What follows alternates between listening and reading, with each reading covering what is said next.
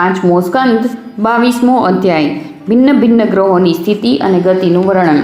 રાજા પરીક્ષિતે પૂછ્યું, હે ભગવાન, તમે જે કહ્યું કે ભગવાન સૂર્ય જો કે રાશિઓ તરફ જતી વખતે મેરુ પર્વત અને ધ્રુવને જમણી બાજુએ રાખીને ગતિ કરતા જણાય છે, પરંતુ વાસ્તવમાં તેમની ગતિ દક્ષિણાવર્તી હોતી નથી। આ બાબત અમે કેવી રીતે સમજીએ? શ્રી સુખદેવજીએ કહ્યું, હે રાજન, જેમ કુંભારના ઘૂમતા ચાકડા પર બેઠેલી તેની સાથે ઘૂમતી કીડી વગેરેની પોતાની ગતિ તેનાથી તે ચાકડાની ગતિથી ભિન્ન જ છે, કારણ કે તે જુદા જુદા સમયે તે ચાકડાની જુદી જુદી જગ્યાએ જોવામાં આવે છે, તેવી જ રીતે નક્ષત્રો અને રાશિઓમાં દેખાતા કાળચક્રમાં પડેલા ધ્રુવ અને મેરુને જમણી બાજુએ રાખીને ઘૂમનારા સૂર્ય વગેરે ગ્રહોની ગતિ વાસ્તવમાં તેનાથી ભિન્ન જ છે, કારણ કે તેઓ કાળભેદે ભિન્ન ભિન્ન રાશિઓ અને નક્ષત્રોમાં દેખાઈ આવે છે। વેદો અને વિદ્વાનો પણ જેમની ગતિને જાણવા માટે ઉત્સુક રહે છે, તે સાક્ષાત આદિપુરુષ ભગવાન નારાયણ જ સૂર્ય રૂપે લોકોના કલ્યાણ માટે તથા કર્મોની શુદ્ધિ માટે પોતાના વેદમય વિગ્રહ કાળને 12 માસોમાં વિભાજિત કરીને વસંત વગેરે 6 ઋતુઓમાં તેમના યથાયોગ્ય ગુણોનું વિધાન કરે છે। આ લોકમાં વર્ણાશ્રમ ધર્મનું અનુસરણ કરનારા મનુષ્યો ત્રણેય વેદો વડે પ્રતિપાદિત નાના મોટા કર્મોથી ઇન્દ્ર વગેરે દેવતાઓ રૂપે અને યોગના સાધનોથી અંતર્યામી રૂપે તેમની શ્રદ્ધાપૂર્વક આરાધના કરીને સહેલાઈથી પરમ પદને પ્રાપ્ત કરે છે। ભગવાન સૂર્ય સમસ્ત લોકોના આત્મા છે।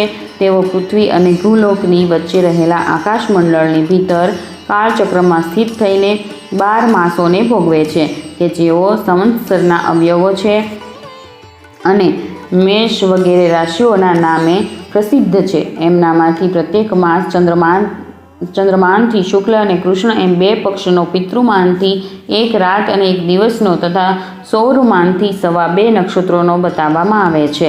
જેટલા કાળમાં સૂર્યદેવ આ સંવત્સરનો 6થો ભાગ ભોગવે છે, તેનો તે અવયવ અર્થાત તેટલો ભાગ એક ઋતુ કહેવાય છે।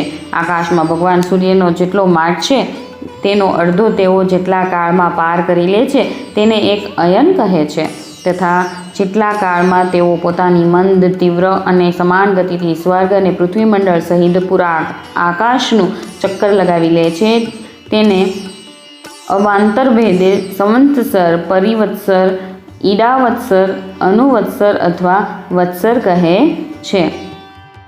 આ જ પ્રમાણે સૂર્યના કિરણોથી 1 લાખ યોજન ઉપર ચંદ્રમા છે। તેની ચાલ એટલે કે ગતિ ઘણી તીવ્ર છે, તેથી તે બધા નક્ષત્રોથી આગળ રહે છે। આ ચંદ્રમા સૂર્યના 1 વર્ષના માર્ગને 1 માસમાં, 1 માસના માર્ગને 2.25 દિવસમાં અને 1 પક્ષના માર્ગને 1 જ દિવસમાં પાર કરી લે છે। આ ચંદ્રમા કૃષ્ણ પક્ષમાં ક્ષીણ થતી જતી કળાઓથી પિતૃગણના અને શુક્લ પક્ષમાં વૃદ્ધિ પામતી જતી કળાઓથી દેવતાઓના રાત્રિ દિવસનું વિભાજન કરે છે, તથા 30 મુહૂર્તોમાં 1 નક્ષત્રને પાર કરે છે। આ જ અનન્યમય અને અમૃતમય હોવાને કારણે સમસ્ત જીવોનો પ્રાણ અને જીવન છે। 16 કળાઓવાળા આ જે મનોમય, અન્નમય, અમૃતમય પુરુષ સ્વરૂપ ભગવાન ચંદ્રમા છે, એ જ દેવતાઓ, પિતૃઓ, મનુષ્યો, ભૂતો, પશુઓ, પક્ષીઓ, સરીસૃપો તેમજ વૃક્ષો વગેરે સમસ્ત પ્રાણોનું પોષણ કરે છે, તેથી તેમને સર્વમય કહે છે। ચંદ્રમાંથી 3 લાખ યોજન ઉપર અભિજીત સહિત 28 નક્ષત્રો છે। ભગવાને તેમને કાળચક્રમાં નિયુક્ત કરેલા છે, તેથી એ મેરુને જમણી બાજુએ રાખીને ઘૂમતા રહે છે। એમનાથી 2 લાખ યોજન ઉપર શુક્ર દેખાઈ આવે છે। આ શુક્ર સૂર્યની તીવ્ર, મંદ અને સમાન ગતિઓ અનુસાર તેમની જ જેમ ક્યારેક આગળ, ક્યારેક પાછળ અને ક્યારેક સાથે સાથે રહીને ગતિ કરે છે। આ વરસાદ વરસાવનારો ગ્રહ છે, તેથી લોકોને લગભગ હંમેશ માટે અનુકૂળ રહે છે। આની ગતિ પરથી એવું અનુમાન થાય છે કે આ વરસાદને અવરોધતા ગ્રહોને શાંત કરી દે છે। શુક્રની ગતિની સાથોસાથ બુધની ગતિનું પણ વિવરણ થઈ ગયું। શુક્રની ગતિ પ્રમાણે જ બુધની ગતિ પણ સમજી લેવી જોઈએ। ચંદ્રમાનો પુત્ર આ બુધ શુક્રથી 2 લાખ યોજન ઉપર છે। આ ઘણું કરીને મંગલકારી જ છે, પરંતુ તે જ્યારે સૂર્યની ગતિનું ઉલ્લંઘન કરીને ગતિ કરે છે ત્યારે ઘણી મોટી આંધી, અતિવૃષ્ટિ કે દુષ્કાળના ભયનું સૂચન કરે છે। આનાથી 2 લાખ યોજન ઉપર મંગળ છે, તે જો વક્ર ગતિએ ચાલતો નથી તો એક રાશિને 3 પક્ષોમાં ભોગવતો રહીને 12 રાશિઓને પાર કરે છે। આ અશુભ ગ્રહ છે અને ઘણું કરીને અમંગળનો સૂચક છે। આની ઉપર 2 લાખ યોજનના અંતરે ભગવાન બૃહસ્પતિજી એટલે કે ગુરુનો ગ્રહ છે એ જો વક્રગતિથી ચાલતા નથી તો એક રાશિને એક વર્ષમાં ભોગવે છે. એ ઘણું કરીને બ્રાહ્મણ કુળ માટે અનુકૂળ રહે છે. બૃહસ્પતિથી 2 લાખ યોજન ઉપર શનીશ્વર દેખાઈ આવે છે. એ એક રાશિમાં 30 માસ સુધી રહે છે. તેથી એમને બધી રાશિઓને પાર કરવામાં 30 વર્ષ લાગે છે. એ ઘણું કરીને સૌને માટે અશાંતિકારક છે. એમની ઉપર 11 લાખ યોજનના અંતરે કશ્યપ વગેરે સપ્તર્ષિઓ દેખાઈ આવે છે.